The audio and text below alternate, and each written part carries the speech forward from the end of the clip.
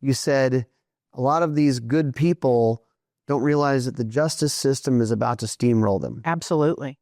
I saw for so many years, I saw good, kind people get caught up in the justice system that had no idea what was getting ready to happen. I'm Ryan Gresham, and this is Gun Talk Nation.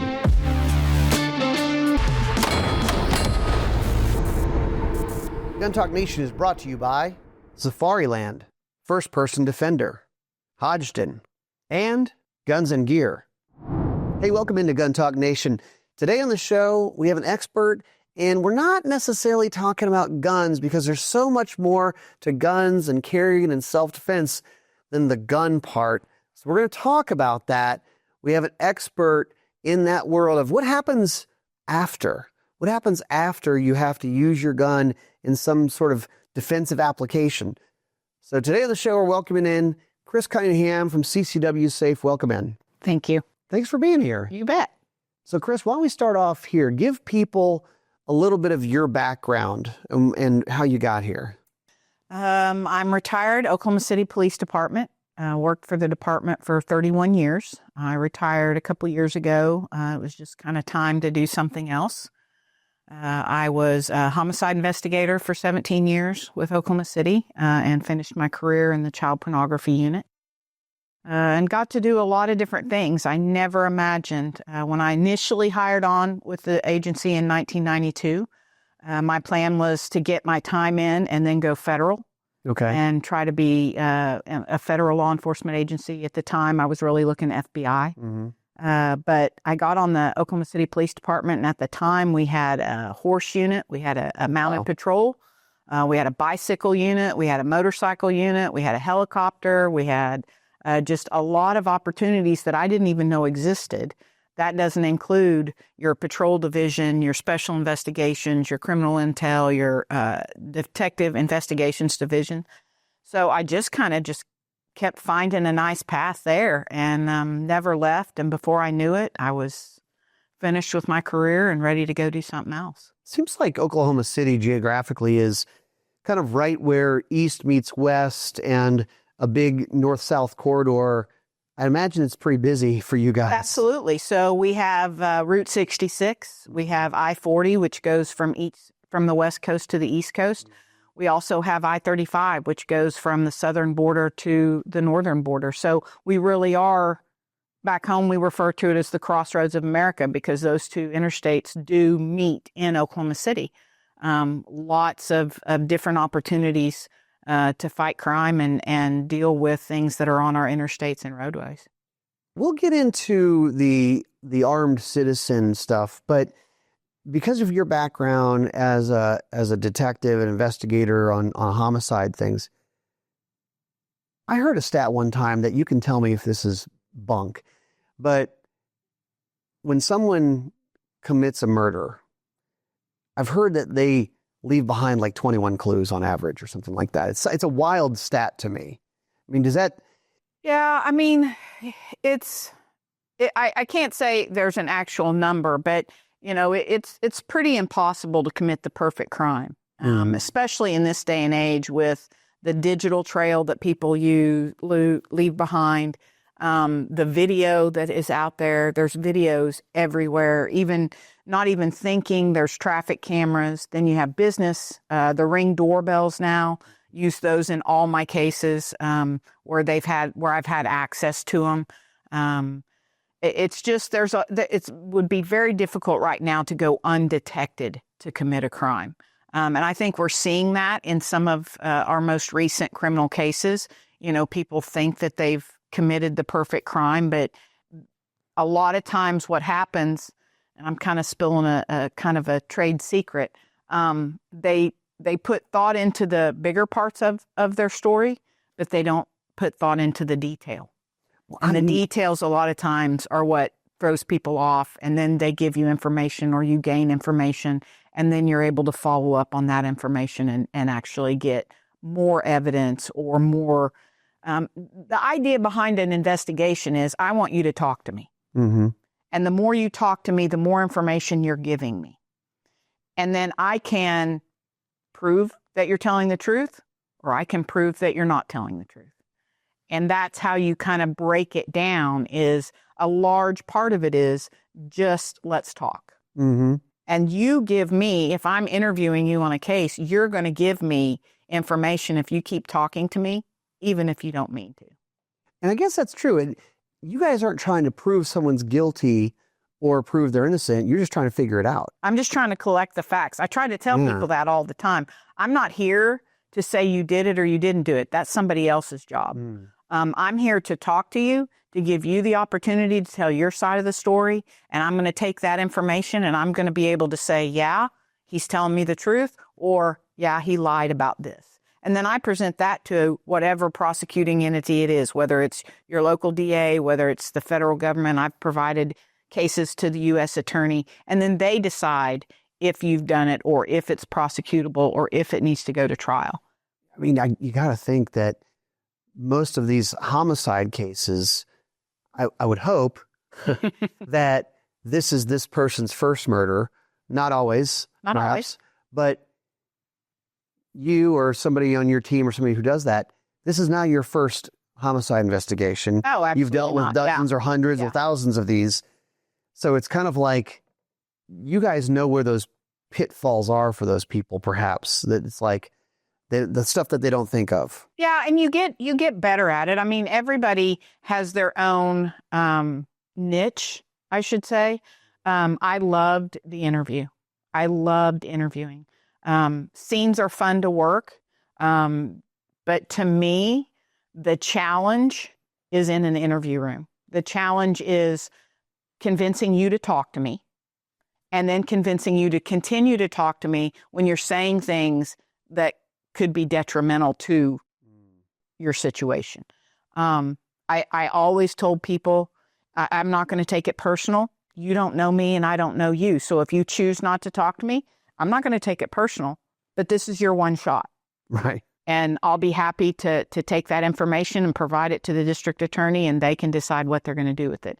And it's really just learning to deal with people and interact with people.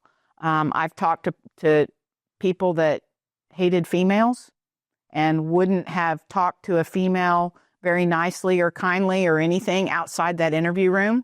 And I was able to get statements from them that ended up putting them in prison for the rest of their life. How do you get somebody to talk to you? A lot of it is just knowing how to read that person. I worked child abuse cases. I've worked cases where they know that immediately there's a disdain for them. If you're a child, if you're a pedophile and you sexually abuse children, they know what the public thinks of them. So guess what?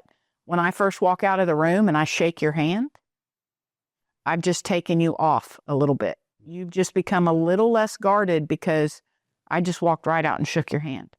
I just put my hand on your arm and thanked you for coming in. I didn't treat you badly. I didn't say mean things to you. I didn't give you that hateful look that you expect to get from everybody. It's just learning how to read people. And a big part of interviewing is learning how to listen. You don't talk. You shouldn't be talking more than the person you're interviewing. That's not the point. You should tell that to podcasters. Yeah. Well, along those lines, you work with CCW Safe now, which is a different side, but it seems like a lot of those skills can help people who are listening to this kind of understand, gosh, I don't know where we start of the do's and don'ts and how do you approach this as a legally armed citizen who's trying to do things the right way. Sure. I did not plan to work for CCW Safe. In fact, when I retired, I had no plan to work. I've been very fortunate. I made plans for retirement. I was prepared for retirement. So I volunteer at an elementary school a couple days a week. I do some other stuff. This was not, on my bingo card, as they say. And I had lunch with Stan Campbell, one of our founders, and he spoke to me about what role I would play and what I would be doing. The other big thing was Gary Eastridge had this job before me, and I have the utmost respect for Gary. And I knew if he had done this job and done it the way I expected Gary Eastridge to do the job, I'd be pretty lucky to be able to slide into that seat and take over at that point. And it's exactly what I wanted to do. I saw for so many years, I saw good, kind people get caught up in the justice system that had no idea what was getting ready to happen to them. Talk about that. I mean, because I remember last time I was with you a year or two ago. Yeah. I remember you said those words, and I still I've repeated them several times. You said a lot of these good people don't realize that the justice system is about to steamroll them. Absolutely. And it's not, there's a lot of talk about justice reform and what needs to happen with our justice system. And I'm the first to admit I was involved in it for years, for decades, and it is broken. But it's not broken in the way that a lot of the people are trying to say it's broken. It's broken along financial lines. If you have the money to buy a good defense, to buy a good attorney, to get someone to hire experts, you're going to get defended, and you're going to get a good quality defense in most instances. If you don't have that money, you're at the mercy of the system. And that's just the way it is. That you have a public defender that's just as busy, if not busier, than your prosecutors are.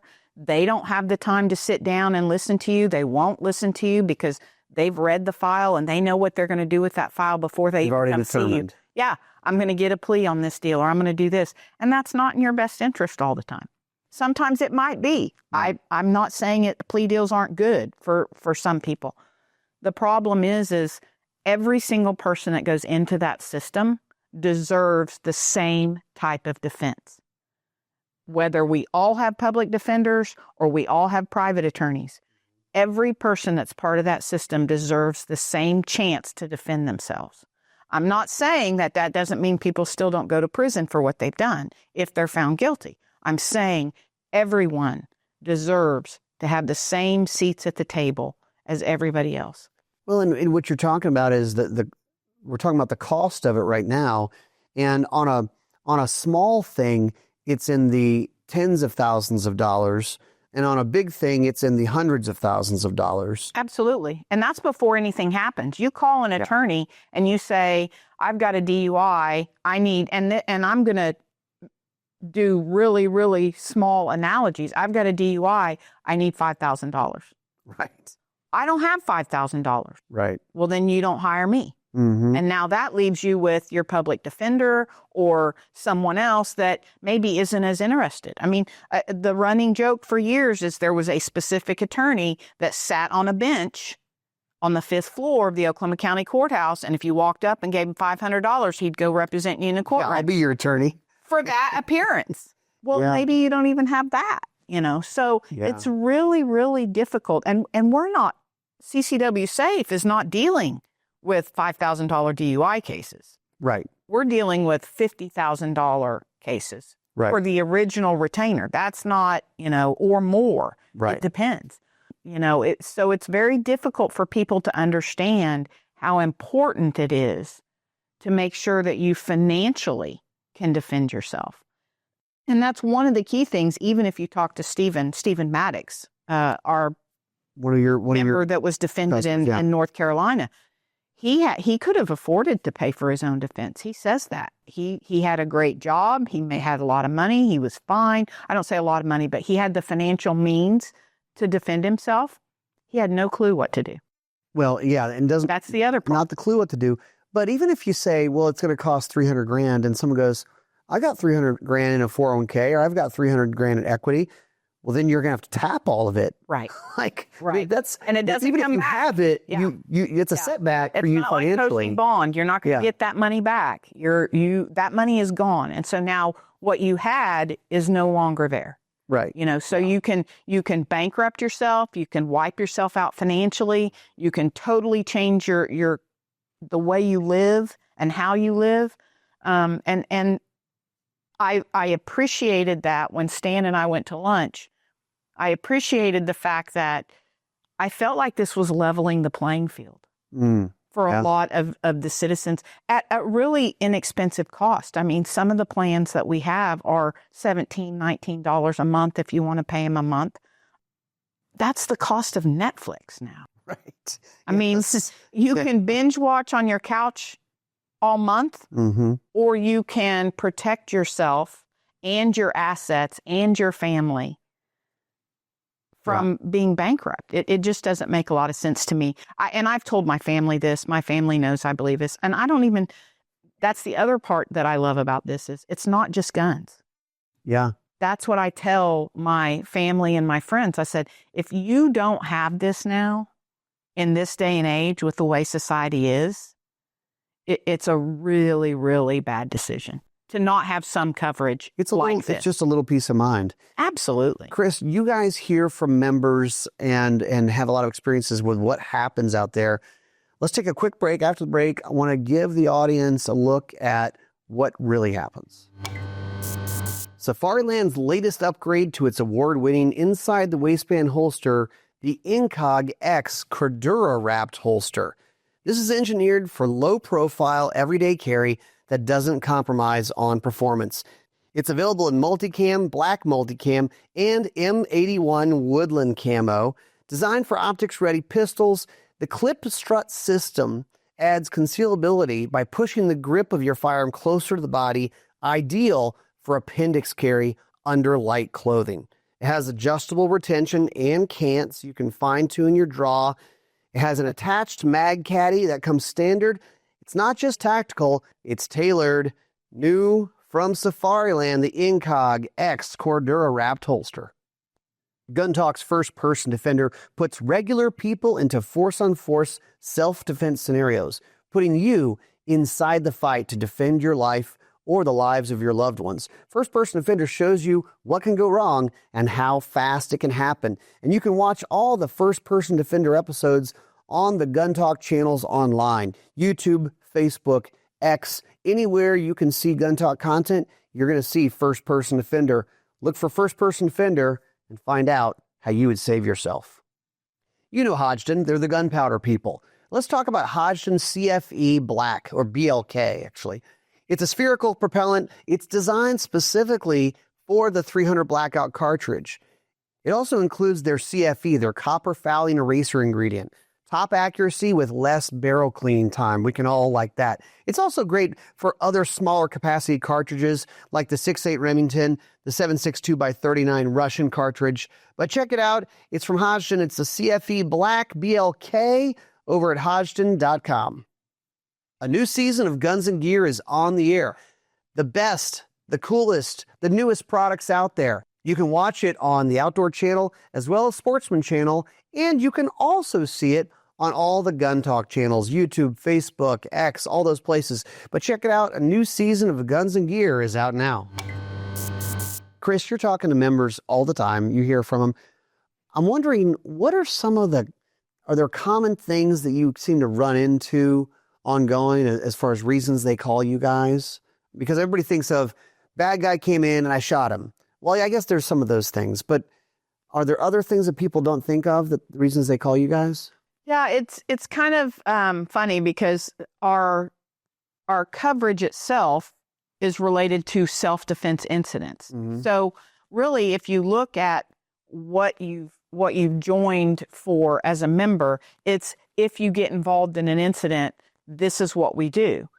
But a lot of people don't see that as that's what the coverage is about. So they call all the time. I have people that are traveling across multiple states, and they'll ask questions about where they're legal to do, travel and how their firearm has to be transported and all that. And even though that's not we're not on retainer as an attorney to answer those questions, we still try to provide that for our members and try to help them. I do take a lot of calls from members who are in close situations, or they have concerns that it potentially could have something else, happened. And you just kind of try to explain to them, your decision making was correct, or maybe you need to think about it this way. I have a lot of conversations with them about kind of my soapbox for the industry is You need to do as much mental training as you do physical training. If you go to the range 3 days a week, you need to be mentally training the same amount of time. How would they do that? Is there anything that somebody can do? I typically try to explain to them that it can be done at any time. If you're sitting at your desk at your office and you're in an environment where somebody could walk in, what would you do if there was an active shooter at your place of employment? Yeah, we talk about the what ifs, the when's, the if then. If you stop at a stoplight and someone was to approach your car or you were to see something happen right in front of you, how would you respond? Run yourself through that mentally, because, we recently did some stuff on situational awareness. Part of your responding is being prepared. Yeah, if the first time you see the guy he's standing at the window of your car, that's not as good as I see this guy walking across through traffic at my car. Absolutely. Okay, that's better. Yeah. Or you've seen the guy walk up and bang on the 3 cars in front of you, and you have no plan for if he comes and bangs on yours. Mm-hmm. Or you have no plan for if he comes and jerks the door open on your car. And part of that is, are you going to respond differently if you're by yourself or if you have someone with you? Sure. Mentally, you can train yourself. It's just like when you very first started using your firearm. You had to mentally think about how you were going to function that firearm or how you were going to make that firearm work if you got, we used to say at the range, tap rack fire. Okay, well, you had to mentally prepare and work on that. You had to make that decision. And then it became beforehand. second nature to you. Yeah. It's kind of like our conversation about driving a car. At one point, you're learning, you see kids, you teach them, they're, okay, I've got to do the blinker up, I've got to do the blink. And now they're just flipping and going. Yeah. You can do that in stressful situations too. If you train enough. Exactly. How much is road rage a problem right now? Oh, it's huge. Yeah. I would say, again, that's another thing that we deal with. You asked, what do we deal with members? That's another thing. I would probably say I take anywhere from,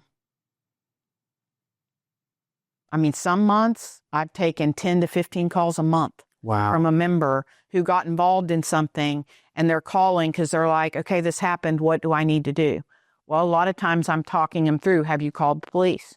You need to still call the police. Even if nothing happens, that's you what they still need to talk call about. the police. Yes. Absolutely.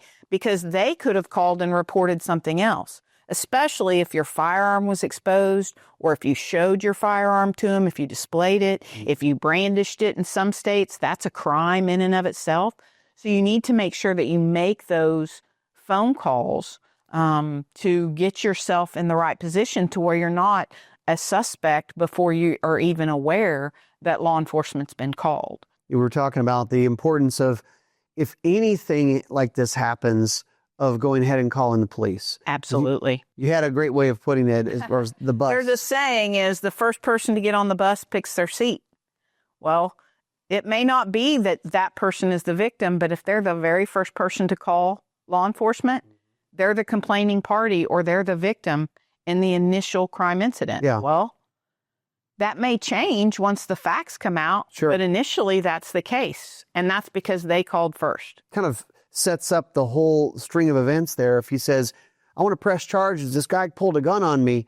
Well, maybe reality, he's the one with road rage and the guy pulling the gun was trying to protect himself. Absolutely. And we see that happen a lot. People try to run to authority to claim they've been the victim when actually they were the ones that started it and they're the ones that caused the whole thing to happen, but they want to get to the front of the line and make sure everybody knows that they've been wronged. And it turns out that's not always the case. All right, let's move to actually people using their gun in self-defense. You've seen it on law enforcement side. You've probably heard from some members of some things. What do people screw up the most in the aftermath part? If they've actually been involved in an incident, a lot of times first of all, not calling the police. You need to call the police. When you call, you need to ask for law enforcement and you need to ask for an ambulance. Even if you're okay, if you have fired your weapon and another person is injured, you need to ask for assistance for them. Okay. That's part of making sure that, and that all goes back to what we've talked about being prepared. I've walked around the facility here, and there's a sign that says, call 911, and this is what you say. This is what you say. Exactly. Yes. And it's a script. And it seems funny to say that, but how many times, if people would just think, how many times you've been in a stressful situation and you either can't get the words out, you don't use the right words, you say something you didn't mean, and that's just regular stress. I can guarantee you, if you've been involved in a shooting, that stress is 100 times more what you experience on a daily basis, if not more than that. I mean, I can imagine it'd be hard to even dial. Oh, yeah. Yeah. And that's why sometimes we encourage, and we've talked about this just recently at a conference that we went to. We've encouraged people to have someone that's there with them make the call instead of them making the call. Because that person, even though they may still be as stressed, they're at least going to be able to listen. Because now you've had this event, you're stressed, you're trying to use your words, you're trying to use your hands. You also have to listen, and listening is an art as well. Mm-hmm. Those questions are coming into you from the dispatcher, whether it be a fire dispatcher, an ambulance dispatcher, or a police dispatcher, and you're not going to make any sense answering them because you're not actually even listening or hearing what they're saying. When you call the police, that call is recorded, right? Yes, it is. So that's all admissible. That's your first statement. Yeah. That's your first official statement to law enforcement about what happened. And none of us are saying that it's wrong to just say what happened. None of us are saying that.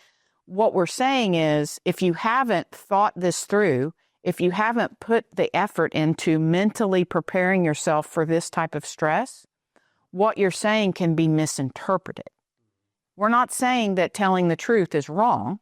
We're just saying it can be misinterpreted depending on the verbiage you use, depending on how you say it, in what order you say it, what you ask for. Because we all know nowadays they analyze everything. Oh, yeah. And if you talk more about yourself than you do about the other person, they're going to have somebody come in and say, well, you talked more about yourself, so you cared more about yourself. No, that's not the case. That's just where my mindset was at the minute. So that's a huge push for me about why you mentally need to prepare. If you were involved in a shooting, what would you say?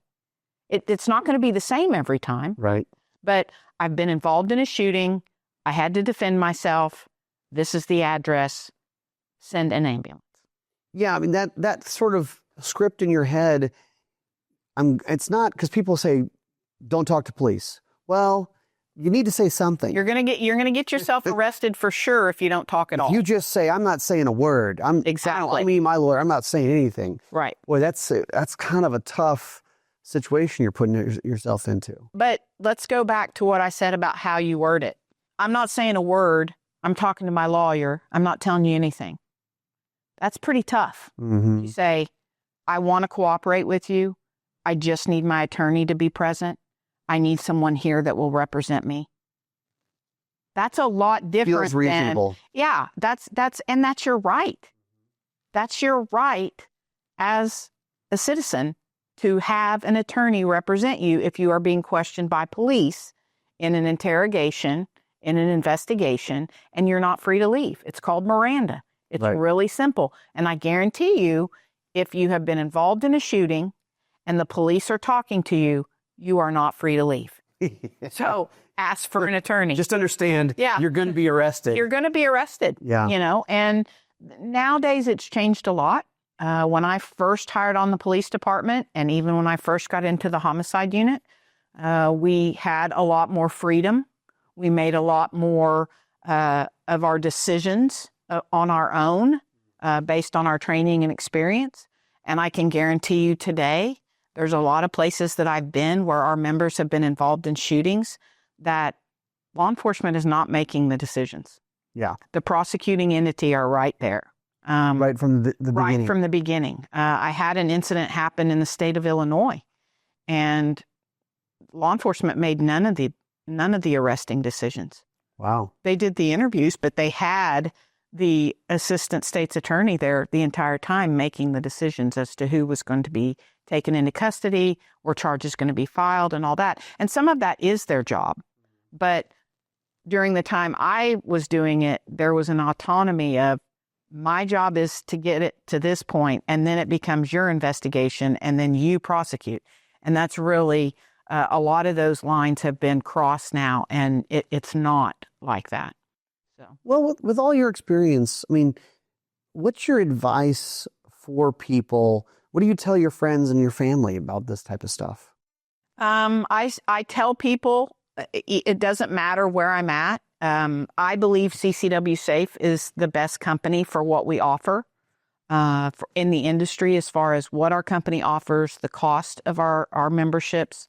But I understand that maybe we don't meet the needs of every person out there. It's a big pie. There's a lot of people involved in it. And if there's something that you need, that you want more, then maybe another company is better for you. The bottom line is you better have some kind of coverage. Yeah. If you don't have a coverage like this, whether it's a lot of freebies that you get sent in the mail, or I say we're a coverage company that does a little bit of marketing because we don't give out the freebies. We don't do all that stuff. You better have something, because even if you have the money to defend yourself, we hire the best experts. We hire the best attorneys. We are there to help jury selection. We're there with a PR firm if we need that. We do crime scene cleanup. Wow. We do firearm replacement if it's stolen. We have all sorts of things. We're now doing red flag stuff and TSA. Okay. So there's a lot of things that we cover that other companies don't. And the one thing I really appreciate that I've learned more as I've been involved is we have a huge bias towards coverage. Yeah. Our coverage committee has a very strong bias towards coverage. Anything that's remotely close, our members have been covered on. Yeah, I remember you talking about that. And I, anybody who's dealt with insurance, unfortunately, I'm down here in hurricane territory, so I've dealt with her insurance. And I mean, that's it's a joke, but it's not a joke. I mean, right. The insurance industry is we sell you stuff and then we deny claims. Right. Is kind of how this works. Which is a nice thing for people to understand about our company is, and this is a big difference. It's a huge difference, but it's a basic difference in that it's just a business model difference. Yes. We are not insurance because we have not gone to a third party to insure you as a member. We have insured the company. CCW Safe is insured. Therefore, there's no insurance committee. You guys get to make the call. We make the call. Yeah. Our committee coverage team, which is our founders and our president, we make the call as to whether this is covered in a covered event or not. Yeah. So there's no, we're not going to cover that. No, if it falls within our terms of service, it is a covered event. And that's one of the things that I really appreciate is there's no bait and switch. It's what you see is what you get.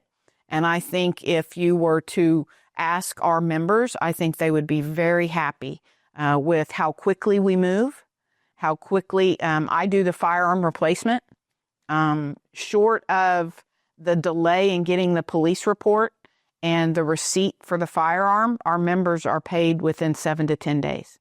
Wow. There's no delay. There's no 3 to 6 weeks, business days, anything like that. It's a quick turnaround. We take care of our members, and we appreciate that they're part of our company. Awesome. Chris, thanks for filling us in on some of this stuff, some of your expertise. Hopefully you guys learned something today. I know I did, and we will see you next time on Gun Talk Nation.